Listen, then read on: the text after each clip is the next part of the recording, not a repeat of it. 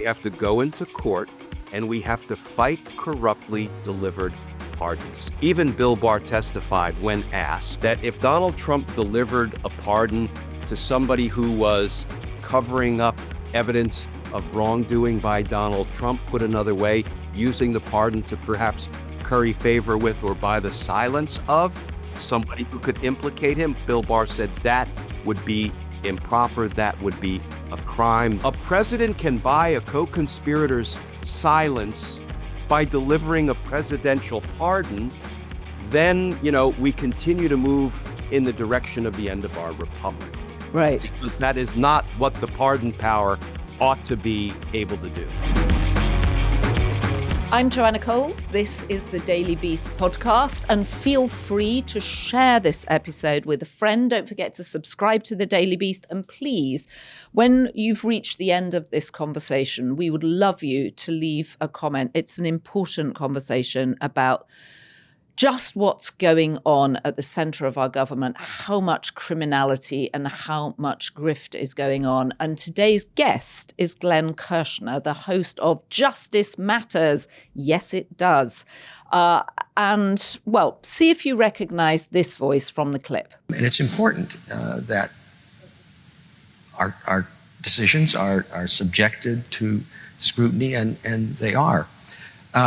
The problem sometimes is that the criticism can move from a focus on legal analysis to personalities, that it's more directed in a personal way, and that, frankly, can be actually quite dangerous. Judges around the country work very hard to get it right, and if they don't, their opinions are subject to criticism. But personally directed hostility is dangerous, and it's got to stop.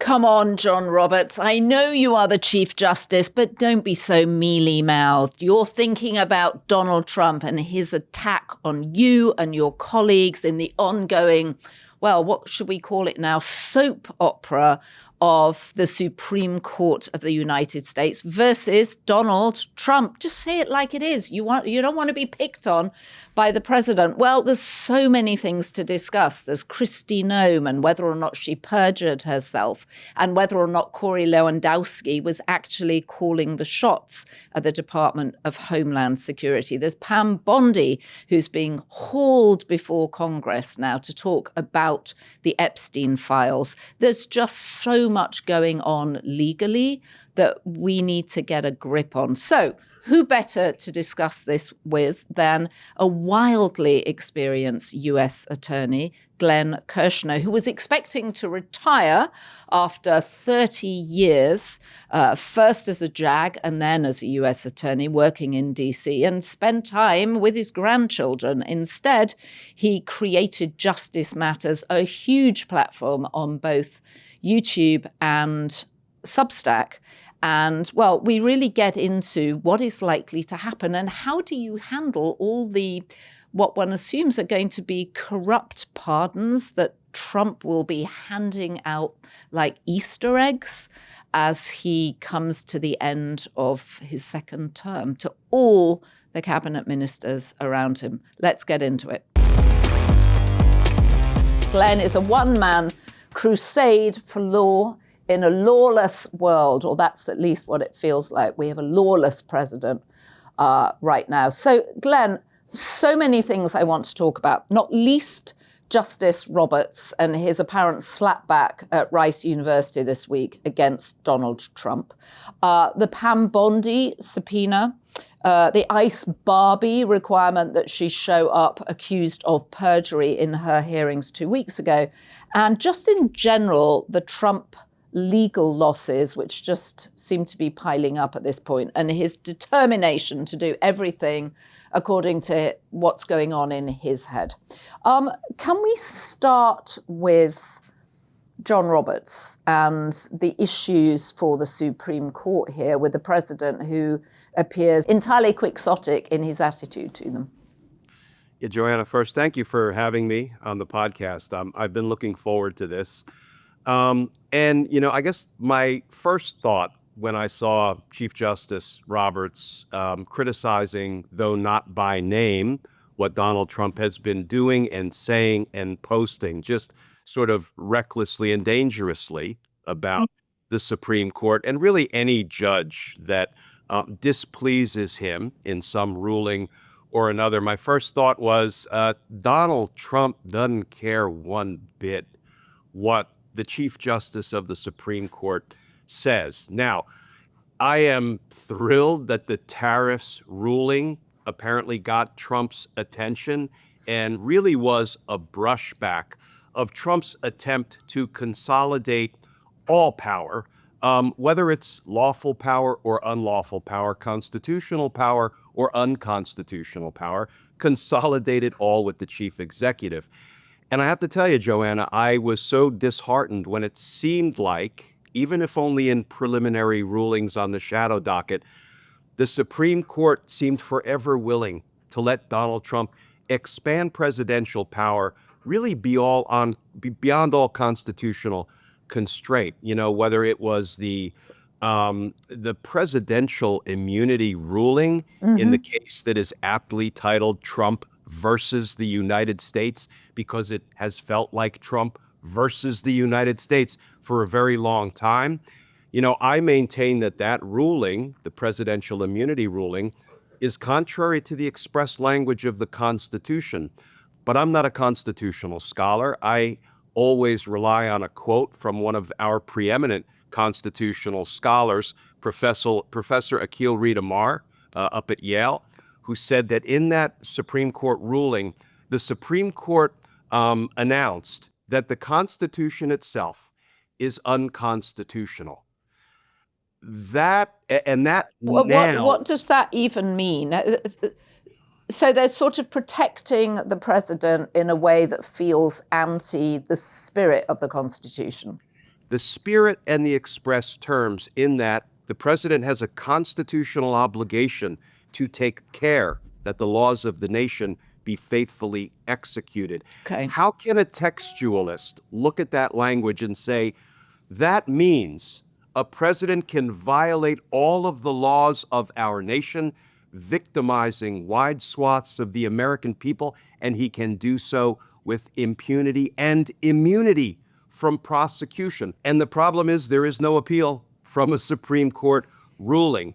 Now, we know that Supreme Court rulings can be revisited and overturned over time. So my hope, maybe this is only a fever dream, Joanna, but my hope is that we can get a case in the near future. I hope we don't have to wait 50 years, back up to the Supreme Court where they can reassess and rethink and hopefully, if not outright overrule, then modify their own horrific presidential immunity ruling, because it could prove to be the undoing of American democracy. I know that sounds hyperbolic, but it's really not. And Justice Sotomayor, I think, signaled that very potential in her dissenting opinion. So, you know what? Chief Justice Roberts' criticism of Donald Trump, I think, means exactly nothing to him. But their rulings mean something. And the tariffs ruling was a really important step forward for the Supreme Court. So I hope that the justices, you know, really take to heart the fact that they're going to cut off their noses to spite their faces, and they're going to lose all power if they enable Donald Trump to become the dictator he so desperately wants to become. Before we go on, I want to tell you about a great deal from this great brand, Flamingo. For years, women have had to navigate a ton of hassles when it comes to shaving. Redness, ingrown hairs, not to mention those flimsy razors that somehow cost more just because they're pink. Then I heard about Flamingo. They offer an incredibly smooth shave, no irritation, and a razor that feels balanced in your hand. Flamingo was created by the women behind Harry's Razors, who were tired of companies hastily repackaging men's razors. The Flamingo team built a product specifically designed for women's bodies. Their starter set is a huge value with their 5-blade Flamingo original razor foaming shave gel, and a shower holder to keep everything in place for just $7, free with shipping. So go to shopflamingo.com/beast. That's shopflamingo.com/beast to get the Flamingo starter set for just $7 and use code BEAST at checkout to tell them we sent you. So, Glenn, you mentioned that John Roberts didn't call Donald Trump out by name, but he said these attacks on members of the Supreme Court are dangerous and they have to stop. Do you think John Roberts is afraid of Donald Trump? I'm hesitating because I've heard judges hundreds and hundreds of times tell my jurors when I was trying cases, ladies and gentlemen, there's no way to look into the inner workings of the human mind of the defendant. That is why the law allows you to infer motive and intent from what somebody says and what somebody does. We can only draw inferences about what is in the mind of another unless that person tells us what they're thinking. But what that is such a legal response. Yeah, I know, and I don't like lawyers any more than anybody else. Listen, I expect nothing else from you. But the fact he didn't mention Donald Trump's name when it's completely obvious who he's talking about. Yeah. I mean, maybe some of the cabinet members too. Do you think he's afraid of him? I think he's afraid of them, and I think the majority, if not all, of the Republicans in Congress are afraid of him, and that is why they refuse to break from somebody who is beyond unfit at this point to be the commander-in-chief of the armed forces, for sure. I was on active duty for 6.5 years as an Army JAG prosecutor. He's unfit to be commander-in-chief of the armed forces, and he's unfit to serve as president. I think he should be removed. I think he should be impeached by the House and convicted in a Senate trial on the articles of impeachment. And I think most folk who are paying attention to what he's doing and saying, can't help but reach that conclusion unless they are on Team Trump, which begins to feel more like a cult the more we live with it. But if I had to guess, I would say John Roberts is absolutely afraid of him. I think John Roberts' retort would be, no, it would be sort of indelicate for the Chief Justice of the Supreme Court to call out the president by name. But, in this day and age, I don't know that those old rules of civility really win the day when we are fighting and scrapping every day to save our democracy. So, Glenn, let's assume that the Democrats win the midterms and possibly even the Senate. Do you think impeachment is actually possible? Oh, I think impeachment is all but certain in the House of Representatives if the Democrats take control.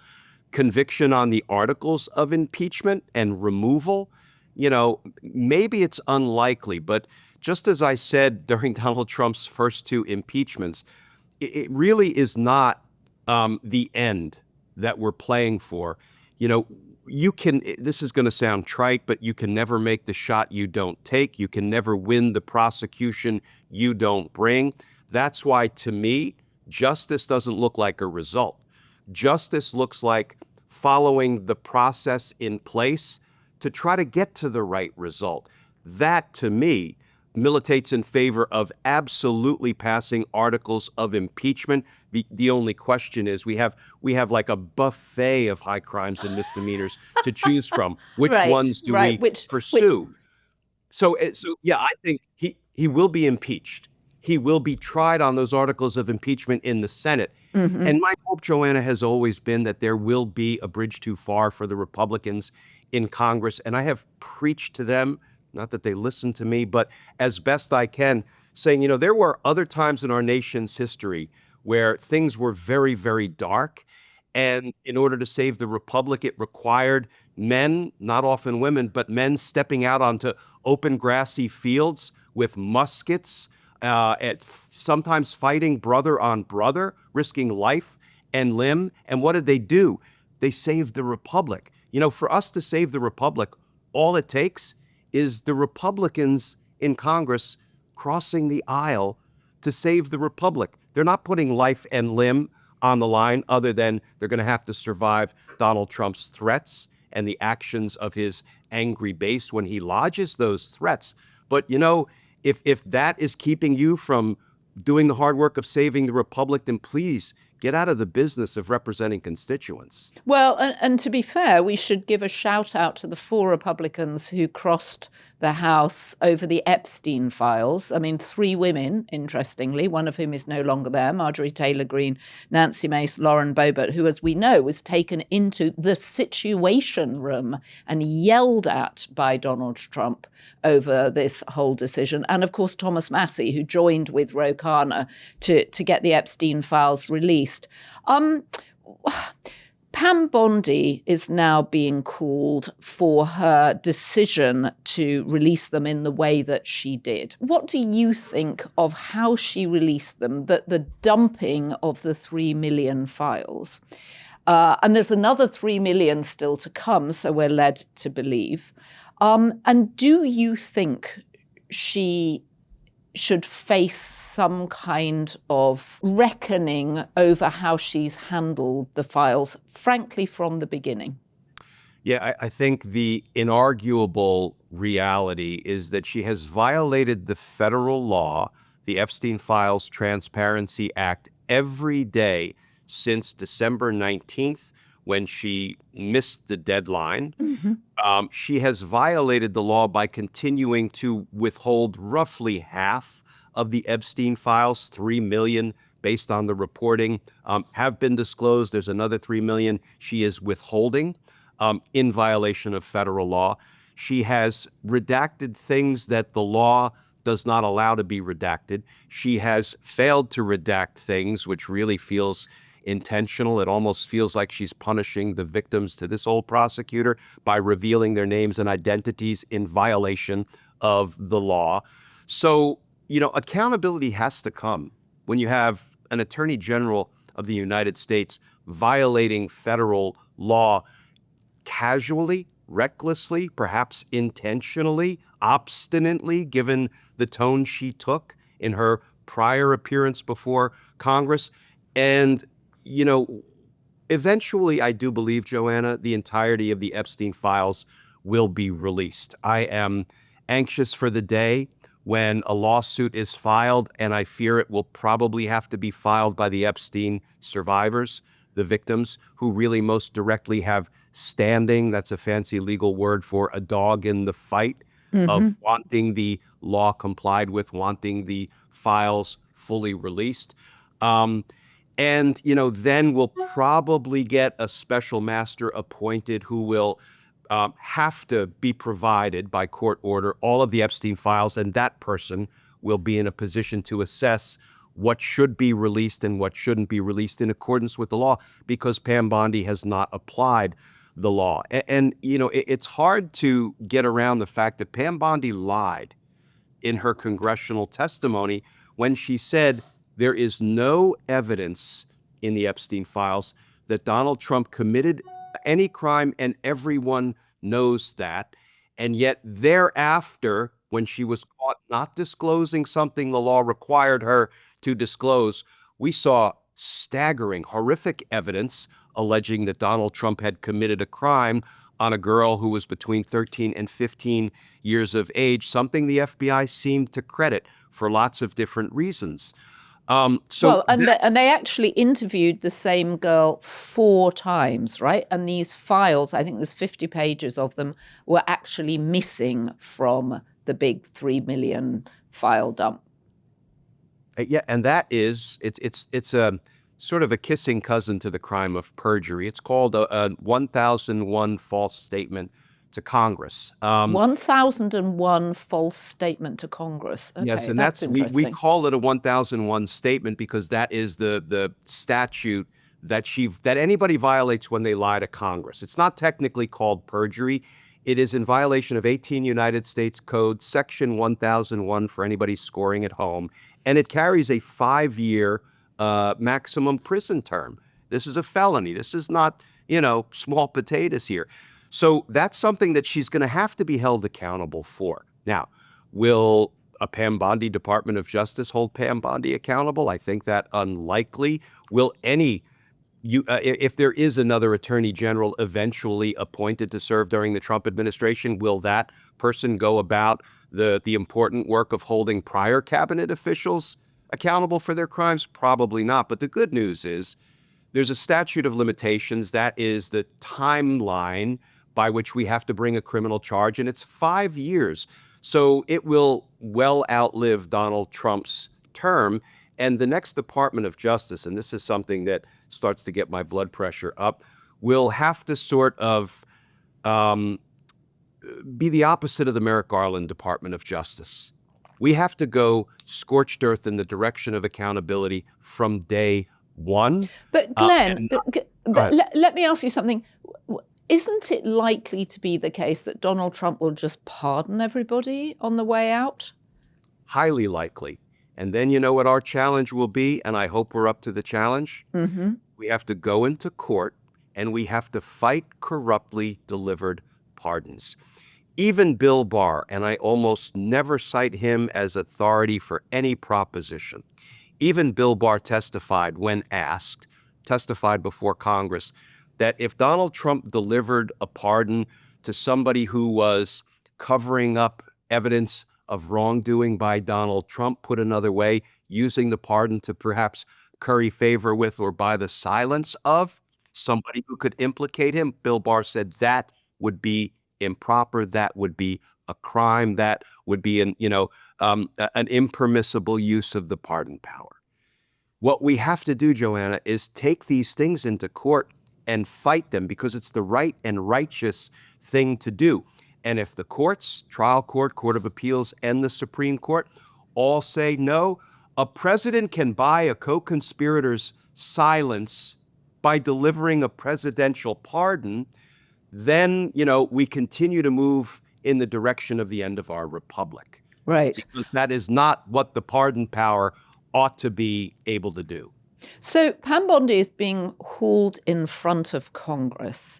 If you were a congressperson, what would you be asking her? I would be cross-examining her, which is what you do to a hostile witness, because she is hostile to the rule of law, to the Constitution, and to the interests of the American people. She is like the zenith of a government official who is supposed to act in the interest of the American people, and yet we all see her acting in the interest of one man, Donald Trump. But what I would do is I would use her own words against her. I would quote her prior testimony that there's no evidence that Donald Trump committed a crime. Then I would put up on the screen, as so many of the accomplished members of Congress do, the Epstein files, where a 13 to 15-year-old girl laid out in excruciating, horrific detail what Donald Trump did to her that represented a sexual assault and then a battery when she did something he didn't like and he hit her. And that's something that was included in FBI summaries. And as you say, Joanna, she was interviewed 4 times. Take it from this old career prosecutor. I don't interview an incredible witness 4 times. There's no point. I have other important work to do. And I would say, Attorney General Bondi, it is beyond dispute that you lied to Congress in your prior testimony. And let me tell you, the only thing she would do at that point, if she was smart, would be to plead the Fifth, invoke her Fifth Amendment privilege against self-incrimination. Because if she doesn't and she lies again, guess what? That's another 5-year potential penalty on top of the first 5-year prison term. So what you have to do is box people in using their own words and the hard evidence, the provable facts like the FBI 302s, the write-ups of the victim's testimony, and then hope that they have a change of heart and begin telling the truth. Though I think, few things are less likely than that when it comes to Pam Bondi's testimony. Are you surprised that Donald Trump was able to stack the Justice Department in the way that he did with his own personal lawyers? So you have Pam Bondi as number 1, Todd Blanche as number 2. You have Emile Beauvais, who's now on the appellate court, who was also one of Donald Trump's personal lawyers. I mean, how is this even possible? It is possible because you have one major political party that enabled Donald Trump to do it. There is such a deep conflict of interest when a president of the United States was formerly represented in criminal matters by a person he then wants to, put in the upper ranks of our law enforcement officials, because people may not know, when you are a criminal defense attorney representing a client, you are the keeper of that client's criminal secrets. That client, if, he or she wants that attorney to represent them, as thoroughly and as well as possible, tells the attorney about all of the potential crimes that they've committed, that they've been accused of, that they are now defending against. And that attorney, for the rest of his or her life, is the keeper of that person's criminal secrets, because the attorney-client privilege outlasts the attorney-client relationship. So Pam Bondi and Todd Blanche and Emile Beauvais, who's now a Court of Appeals judge, at this moment are still the keepers of Donald Trump's criminal secrets. That is, I'll use a non-legal term, that's insane that we allow people like that to then run the serve Justice as high Department. law enforcement officials when they're still keeping Donald Trump's criminal secrets. It makes no sense for a healthy democracy. It's so interesting. Glenn, I am so impressed by the toughness of certain judges and their incredibly careful, long considerations and deliberations that they write in the most incredible verdicts in cases. Do you think that does it become much harder as a justice these days, knowing when you get a controversial case that you may be the center of all sorts of doxing and personal attacks, very possibly from the president? Does it make it much harder for justices to actually make justice? I think it depends on the individual judge or justice. And I want my answer to be that they put that out of their mind and they make their rulings based only on the facts, the law, and the Constitution. And I think that's true for most of them. Mm-hmm. If we look at the federal trial court judges, really from coast to coast, judges appointed by presidents who are Democrats, Republicans, Trump-appointed judges for the most part, with a couple of outliers, they have been, sort of sawing the legal wood in front of them and ruling in accordance with the law, the facts, and the Constitution, and ruling against Donald Trump more often than not. It's staggering to see how many times Donald Trump and his Department of Justice have lost. And it's gotten so bad that federal prosecutors have now lost the presumption of regularity, which is a fancy term for saying judges will believe us when we make representations. That is no longer the case. Judges have said, you all have lost the privilege of having us assume that you're being straight and candid and truthful with us. And it's going to take a long time to rebuild that.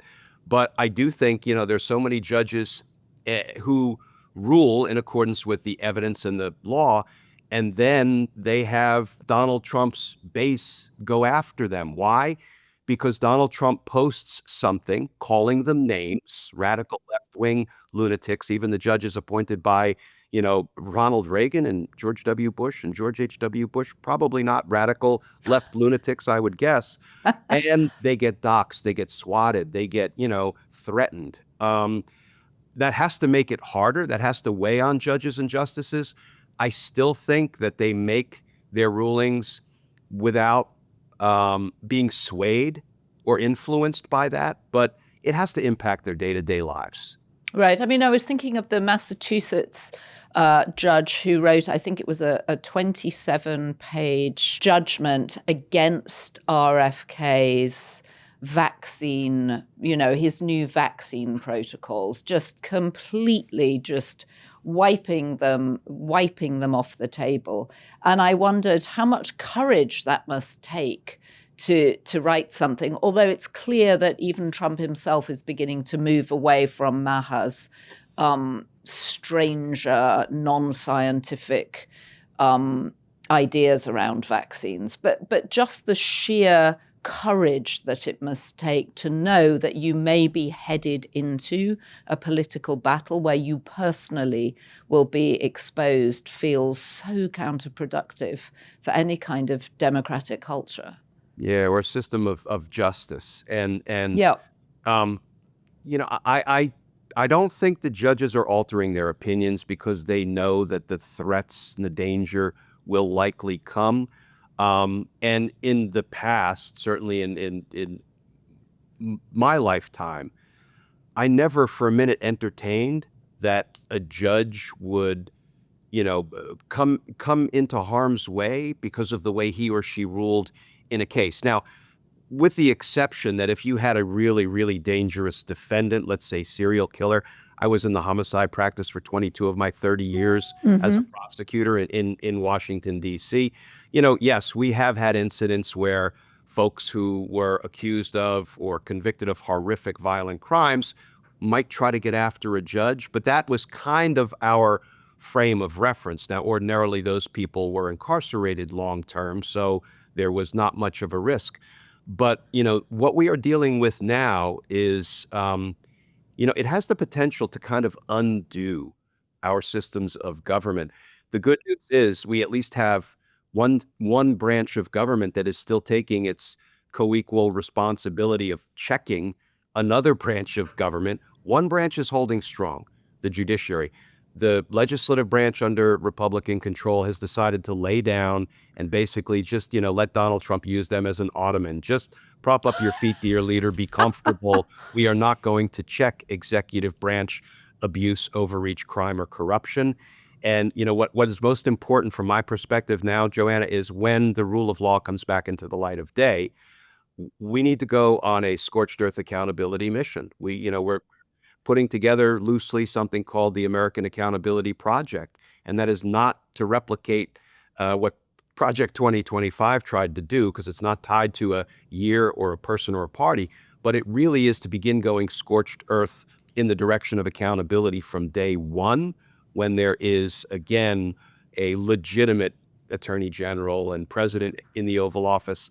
Then we need to fight for accountability. We've blown it twice previously, at least in recent history. Richard Nixon, when we decided to give him a pass for his crimes against the American people, and we did it again in 2020 when it was too little, too late to play catch up, when the Department of Justice opted not to go after the hierarchy of the insurrection. Right. If we do it a third time, Joanna, I don't know that we deserve to keep our republic if we drop the accountability ball a third time, because you're just paving the way for the bad actors of tomorrow to do it all over again. The point is going to be, how do you undo the corrupt pardons that probably will have been made by this president going out? I'm sure you, like me, were gripped by Kristi Noem and her hearings 10 days ago, and actually the rigor with which Tom Tillis, outgoing senator, and John Kennedy from Louisiana went after her. I mean, two, old, pretty right-wing Republican men who'd clearly had enough of the way she'd been running the Department of Homeland Security. She's now being called for perjury for her responses during the hearings.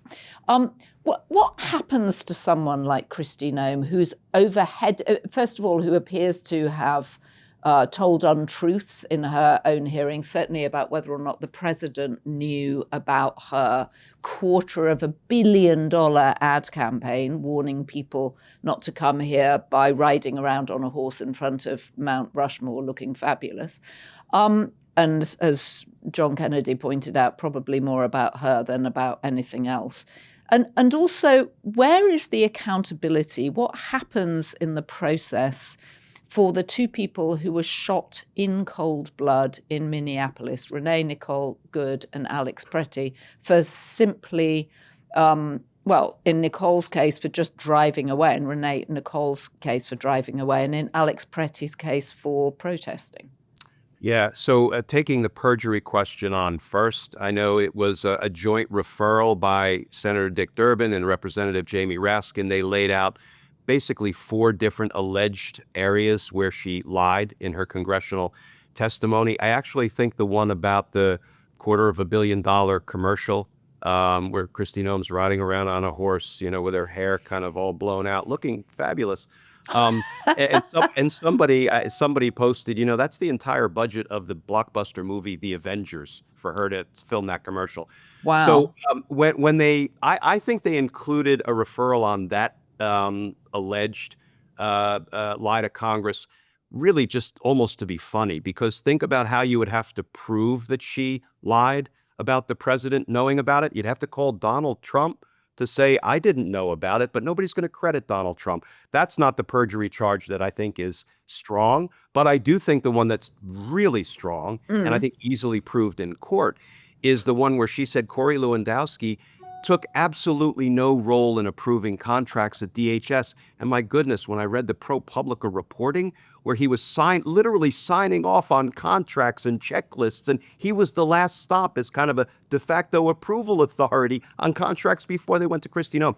I mean, that is a lay down winner on the perjury or false statement 1001 front. But then the question becomes, Joanna, I think as you predicted, what does the accountability look like for that? Because that criminal referral is going to whom? Pam Bondi. Will Pam Bondi launch a full, fair, impartial investigation of suspected perjury by Kristi Noem? I can't imagine she will. I hope she does, but I can't imagine she will. But Glenn, is it possible that, because one of the things that's so interesting about Donald Trump is he demands absolute loyalty from people, right? But he has zero loyalty back. So he may realize at this point that Kristi Noem becomes a complete liability for him, especially in the run-ups to the midterms. So is there a world in which Pam Bondi does go after Kristi Noem because actually she's the sacrificial lamb here? She's the cover for Donald Trump pretending that he abides by the law.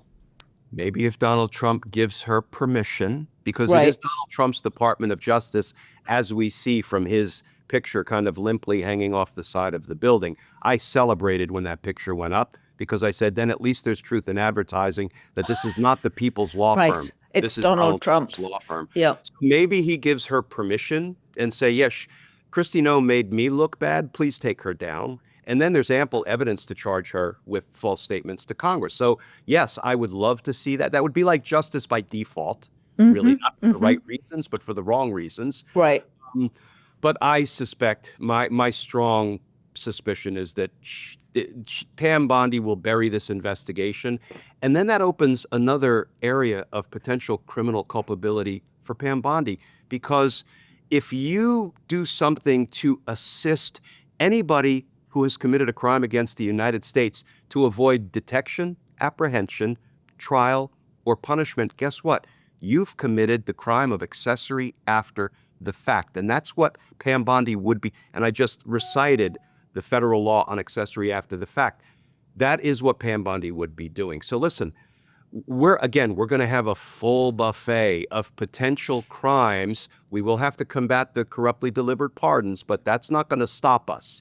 A court may stop us in the end, but we can't edit ourselves up front and say, well, we're so many obstacles to overcome. We're not going to take the first step on the road to accountability. We have to take the first step on the road to accountability.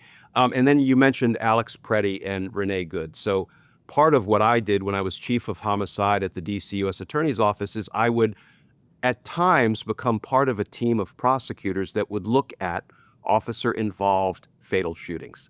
And the reason I got involved, that was our civil rights section. I was not assigned to the civil rights section, but I was the homicide guy. I had the relationship with all of the forensic pathologists, the medical examiners. I, knew autopsy reports inside out. That was kind of where I lived professionally. And so they would bring me in, including I once had the opportunity to interrogate the police officer who shot and killed one of our citizens in DC about why he did what he did. So it is such an abdication of the responsibility of our civil rights division at the Department of Justice to refuse to fairly investigate the fatal officer-involved shootings of Renee Good and Alex Preddy. And I have watched and rewatched every available camera angle.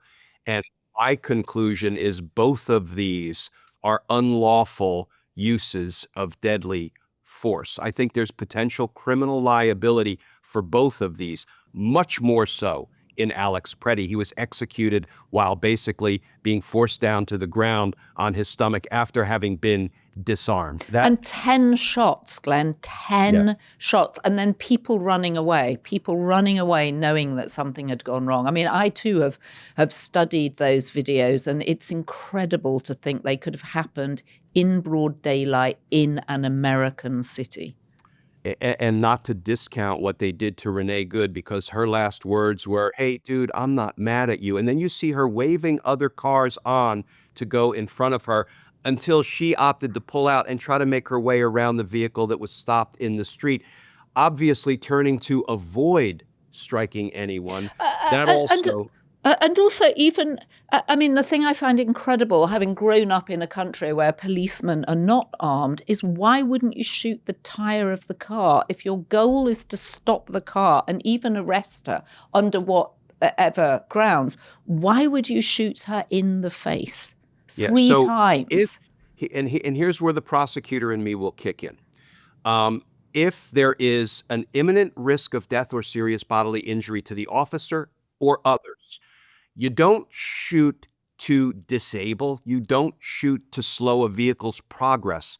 You shoot to kill, because the only reason you're permitted to discharge your weapon is if there's a provable imminent risk of death or serious bodily injury to you or another. So that's why, if that's present, well, you don't start shooting at tires. You shoot to save your life and the life of others. But there are circumstances where there's somebody in a vehicle who is wanted. Let's assume for committing several homicides, and it's rolling down the highway. We don't shoot at the car to disable it. We do things like throw out rumble strips, so we will blow out the tires, then it will slow, and then we can safely stop and make an arrest. But so, the shooting out of the tires is not really an accepted law enforcement practice. But let me just ask you then, how on earth is shooting the driver acceptable? Because then you have a driver who's incapacitated at the wheel of a car. So you have no one driving. How is that safe? It's unacceptable and it's criminal because two things. One, he intentionally positioned himself at sort of the front driver's corner of the vehicle. Officers are trained, you never position yourself in front of a vehicle, whether that vehicle is moving or not. He's holding a gun in one hand and a cell phone in another. I don't even have to talk about how improper and unsafe that is. But most importantly, he is standing perpendicular and holding his hand with his weapon perpendicular to the driver's door when he fires into the vehicle. That is an unlawful use of deadly force, and it's criminal. And what they're doing by blocking the state investigation, and I know DA Moriarty is working her way through that admirably, but what they are doing to shield those federal agents from being fully and fairly investigated by the state for violations of state law, because murder can be a violation of federal law, but it's certainly a violation of state law in the state where the homicide was committed. And by them blocking, it feels like they're part of a conspiracy to obstruct justice. That's what it feels like to me. And again, this is on the list of our accountability, American Accountability Project, when we have an opportunity to put it into effect. And what happens to Bovino, the sort of commandant who was in charge, striding around in his long black coat, who was technically in charge and then quickly removed and dispatched back to California from whence he had come? He should be investigated for crimes in violation of the civil rights of the people of Minneapolis and anywhere else he was seen where we can prove he was using, for example, tear gas unlawfully, as courts out there have ruled over and over and over again and tried to issue injunctions, tried to stop him from doing it, tried to prohibit him from doing it moving forward. There's enough evidence that's been caught by citizens who decided to capture in real time the abuses that they saw. There's plenty of evidence to investigate and potentially bring charges against Bovino and so many others. I can't tell you how many, and I'm sure this happened to you too, lawyers told me that if Hillary had been elected or if Kamala had been elected, they would have been their choice for Attorney General. From how you're describing it, the appointment of Attorney General is almost, if not as important as the next president of the United States. Who do you see out there who would be tough enough and fast enough and unafraid enough to move quickly and create the scenario where corrupted pardons could be challenged and where people, formerly important people, would genuinely be brought to justice? You know, I have a couple of candidates in mind. I think essentially we need a Department of Justice that is led by folks like Jack Smith rather than Merrick Garland. People who really move in the direction of accountability without fear or favor, without timidity, without political influence, and perhaps most importantly, because I think Merrick Garland is a very good man who was ill-suited to the job. You can't say we're going to make investigative and prosecutorial decisions based on how the public will perceive the legitimacy of the Department of Justice. Right. And Merrick Garland was determined to rebuild the legitimacy of the Department of Justice with the way he went about deciding what he should do with Trump and company for the insurrection, for example, the January 6th attack on the Capitol. And it seems like his decision was somehow the public will perceive that the Department of Justice is more trustworthy if they decline to pursue people who committed potentially democracy-busting crimes if those people were political. Because if we go after them, we're going to be accused of launching a political investigation or prosecution. The exact opposite happened. Mm-hmm. The Department of and listen, if his quest was to rebuild the legitimacy of DOJ, look at where we are today. Look at where it got us. But what I've told people is for 30 years, I sat across tables, desks, conference tables, or kitchen tables, because I always tried to go where the victims were most comfortable. And I talked to victims, and you know what I never said to a single one? The way we're going to achieve justice here and the way we're going to help you move through your long personal nightmare, the way we try to move countries through its long personal nightmare, we are going to decline to investigate or prosecute your attacker.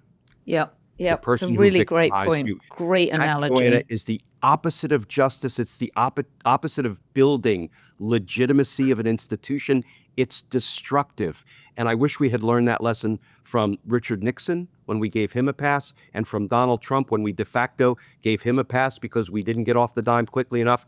If we do it a third time, again, I don't think we get to keep our republic. Glenn, what a joy to talk to you. And you lay everything out so clearly. And the law, I think, to lots of us who aren't lawyers, often seems impenetrable. It seems detail, clauses, all sorts of things that require an enormous amount of attention and understanding. And yet, as you say, a lot of it's very clear. It's justice. Are you going to do the work that is required to bring justice to bear? And that's what people shouldn't be afraid of. And, you know, I feel even more grateful to the brave justices out there who are making decisions they know in advance will be unpopular, but are sticking to the facts and not cowering under the appalling bullying that's going on for so many justices now. Well, Glenn Kirschner, thank you so much.